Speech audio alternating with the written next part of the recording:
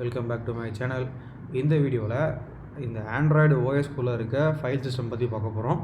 முன்னாடியே பல பேர் தெரிஞ்சிருக்கும், இந்த ஆண்ட்ராய்டு என்பது லினக்ஸோட மாடிஃபைடு வெர்ஷன். லினக்ஸ் கர்னலை பேஸ் பண்ணி இயங்கக்கூடிய ஒரு ஓஎஸ் இது ஆண்ட்ராய்டு. கூகுள் வந்து நம்ம டேக் ஓவர் பண்ணிகிட்டு இருக்காங்க. இப்போ இந்த ஆண்ட்ராய்டு ஓஎஸ்குள்ளே எப்படிலாம் ஃபைல் ஸ்ட்ரக்சர் இருக்குது, என்னென்ன டிஃப்ரெண்ட்டாக இருக்குது, இதெல்லாம் வந்து இப்போ பார்க்க போகிறோம். ஜஸ்ட் ஒரு சின்ன ஜென்ரல் இன்ட்ரோ தான். ஓகே, இங்கே எனக்கு ஆல்ரெடி பார்த்தீங்கன்னா ஆண்ட்ராய்டு எமுலேட்டர் ஒன்று ரன்னிங்கில் இருக்குது. இந்த ஆண்ட்ராய்டு எமுலேட்டர் வச்சு தான் இப்போ நம்ம பெர்ஃபார்ம் பண்ண போகிறோம். ஓகே, நான் இது வந்து ஒரு டெர்மினலில் ஓப்பன் பண்ணிக்கிறேன்.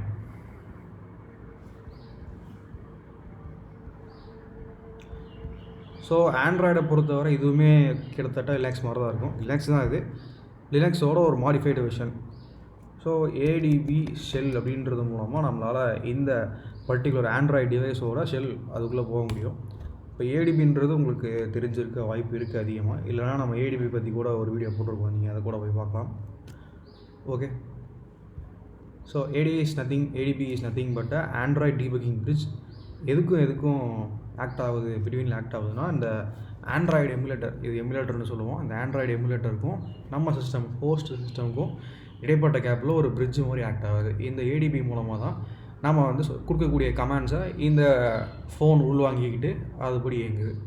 ஓகே, ஏடிபி ஷெல், இந்த ஷெல் மூலமாக இந்த டிவைஸ்குள்ளே நம்ம வந்துட்டோம். இப்போ ஷெல் நமக்கு ஸ்பான் ஆயிடுச்சு. பை டிஃபால்ட்டாக நம்ம எந்த யூஸராக இருக்கணும்னு பார்க்கலாம். பை டிஃபால்ட்டாக ஷெல் அப்படின்ற யூஸராக நம்ம இருக்கோம். ஓகே, இந்த ஷெல் அப்படின்ற யூஸருக்கு வந்து பெருசாக ப்ரிவிலேஜ்லாம் கிடையாது. நார்மலாக டூரிஸ்ட் மாதிரி தான், வந்தால் சும்மா பார்த்துட்டு மட்டும் தான் போக முடியுமா, வெளியே இன்டெப்த்தாலாம் போக முடியாது இந்த ஷெல்லுக்கு. இதுக்கு இன்னும் நமக்கு ஆக்சஸ் வேணும் அப்படின்னா இது வந்து நமக்கு ரூட்டட் மொபைல் தான். எமுலேட்டர் பூரா முக்கால்வாசி ரூட்டட் ஃபார்மேட்டில் தான் வரும். ரூட் இல்லாமல் எமுலேட்டர்ஸும் இருக்குது. இப்போ இது வந்து rooted emulator. So just I ஆம் டைப்பிங் SU இப்படி போட்டனாலே நான் வந்து ரூட்டுக்கு மாறிடுவேன். டாலர் சிம்பிள் வந்து நமக்கு இந்த ஹேஷாக வந்திருக்கு. இந்த ஹேஷ் வந்ததுன்னா நம்ம வந்து ரூட்டாக மாறிட்டோம் அப்படின்றது மீனிங். இப்போ தட் இஸ் ரூட். ரூட்டாக வந்துட்டோம் அப்படின்னாலே நம்மளால் வந்து இருக்க எல்லா ஃபைல்ஸையும் பார்க்க முடியும். இந்த பர்டிகுலர் டிவைஸோட அட்மின் மாதிரி எனக்கு வந்து எல்லா ப்ரிவிலேஜ் இருக்குது. எல்எஸ் அடிக்கிறேன். எல்எஸ் அடிக்கும்போது பார்த்தீங்கன்னா உங்களுக்கு வந்து இருக்க எல்லா டைரக்டரிலையும் லிஸ்ட் ஆகுது. இதுதான் வந்து ரூட் டைரக்டரி. ரூட் டைரக்டரி என்பது அந்த பர்டிகுலர் ஓஎஸ்லையோ இல்லை அந்த பர்டிகுலர் டிவைஸுக்கு இருக்கக்கூடிய ஹோம் டைரக்டரின்னு சொல்ல முடியாது, மெயின் டைரக்டரின்னு சொல்லணும். நம்ம இங்கேருந்து தான் எல்லா டைரக்டரி ஸ்டார்ட் ஆகும். ஸோ நீங்கள் இதில் டிஃப்ரெண்ட்டாக என்ன பார்க்கலாம் அப்படின்னா உங்களுக்கு வந்து சிஸ்டம் அப்படின்ற ஒரு ஃபோல்டர் இருக்கும். இந்த சிஸ்டம் அப்படின்ற ஃபோல்டருக்குள்ளார இப்போ ஆண்ட்ராய்டில் பார்த்தீங்கன்னா உங்களுக்கு பை டிஃபால்ட் சில விஷயங்கள்லாம் வரும். டயலர் வரும், மெசேஜிங் ஆப் வரும். இப்போ குரோம் அப்புறம் மெயில் அப்ளிகேஷன்லாம் கூட டிஃபால்ட்டாக வர ஆரம்பிச்சிருச்சு. கேமரா வரும். இந்த மாதிரி ப்ரீ இன்ஸ்டால்டு விஷயங்கள் பூராமே சிஸ்டம் அப்படின்ற ஃபோல்டருக்குள்ளே இருந்து தான் நமக்கு வந்து வந்துக்கிட்டு இருக்குது. ஓகே, இது இல்லாமல் ஆண்ட்ராய்டு ஓஎஸோட GUI இருக்குல்ல, அதுவுமே நம்ம சிஸ்டம் இந்த ஃபோல்டருக்குள்ளே தான் இருக்குது. அண்ட் இதை தாண்டி பார்த்தீங்கன்னா உங்களுக்கு இன்னும் டிஃப்ரெண்ட்டாக சொல்லணும்னா டேட்டா என்பது இந்த ப்ரீ இன்ஸ்டால்டு ஆப்ஸ் தவிர நமக்கு வந்து தேர்ட் பார்ட்டி ஆப்ஸ் இன்ஸ்டால் பண்ணுவோம். லைக் எப்படி சொல்கிறது, இப்போ யூடியூப்லாம் கூட உங்களுக்கு ப்ரீ இன்ஸ்டாலாக வர ஆரம்பிச்சிச்சு. வாட்ஸ்அப், ஃபேஸ்புக்கு, அந்த மாதிரி என்னென்ன ஆப்ஸ் நம்ம ப்ளே ஸ்டோர்லேருந்து டவுன்லோட் பண்ணுறோமோ அந்த அப்ளிகேஷன் பூராமே இந்த டேட்டாக்குள்ளே தான் போய் உட்காரும்.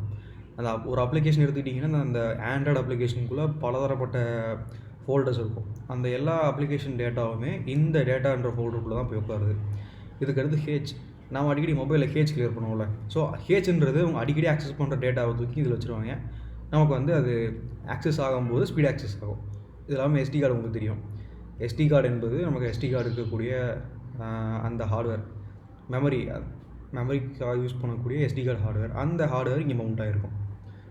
ஸோ இப்போதைக்கு இதை பற்றி அவ்வளோதான். இன்னும் எக்ஸ்ட்ரா நம்ம பேசணும் அப்படின்னா இந்த டேட்டா இந்த ஃபோல்டருக்குள்ளே வேணால் நம்ம போய் we can perform somethings. CD data,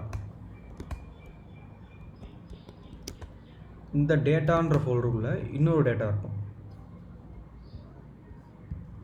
CD data.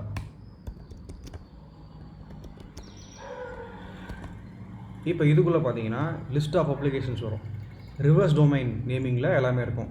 எப்படி ஒரு டொமைன் சொன்னீங்கன்னா எப்படி வரும், google.com அப்படி வருமா. இதை பார்த்தீங்கன்னா com.google.android.tag, அதாவது ரிவர்ஸில் வரும். இதுதான் வந்து ஆண்ட்ராய்டோட பேக்கேஜ் நேம். iOSல பண்டில் ஐடின்னு சொல்லுவாங்க, ஆண்ட்ராய்டில் இதுக்கு பேர் பேக்கேஜ் நேம். இந்த மாதிரி உங்களுக்கு நம்பர் ஆஃப் பேக்கேஜஸ் வந்து உள்ளே இருக்கும். தேர்ட் பார்ட்டி அண்டு உள்ளே இருக்கிறது எல்லா அப்ளிகேஷன் டேட்டாவுமே இதுக்குள்ளே தான் இருக்கும். நம்ம இதுக்குள்ளே நமக்கு ஏதாவது ஒரு அப்ளிகேஷன் பற்றி நமக்கு டீட்டெயில்ஸ் வேணும் அப்படிங்கும்போது நம்ம we can able to get into this folder and நமக்கு என்ன இன்ஃபர்மேஷன் தேவையோ நம்ம எடுத்துக்க முடியும். ஸோ ரன் டைமில் மேனிப்புலேட் ஆகிற டேட்டா, ஆல்ரெடி இருக்க டேட்டா எல்லாமே இதுக்குள்ளே தான் இருக்கும். ஸோ இந்த டேட்டா ஃபோல்டரோட கதை இவ்வளோதான். ஓகே கைஸ், நம்ம அடுத்தடுத்த வீடியோவில் சந்திப்போம். இது ஜஸ்ட் ஒரு ஆண்ட்ராய்டு சிஸ்டம் ஃபைல் சிஸ்டம் பற்றின ஒரு இன்ட்ரடக்ஷன் தான். Let's see in next video.